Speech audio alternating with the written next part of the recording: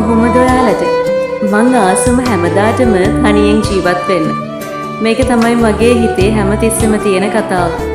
තනියෙන් ජීවත් වෙනවා කියන එක ඇත්තටම මේ තරම් සැනසීමක් ගෙන දෙනවා නම් ඇයි හැමෝන්ටම බැරි තනියෙන් ජීවත් වෙන්න? මේ ඒ වගේ තවත් දවසක්. සති 3කට පස්සේ මම ආයෙ වැඩට යනවා. පහුගිය කාලේ වකවානුවම ගෙවා ගන්න හරි අමාරුයි.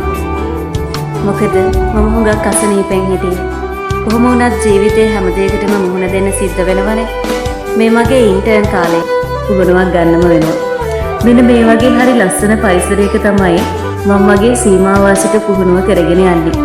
හුඟක් අය මේතන දකිද්දිම දන්නේ නැති මේ කොහේද කියලා.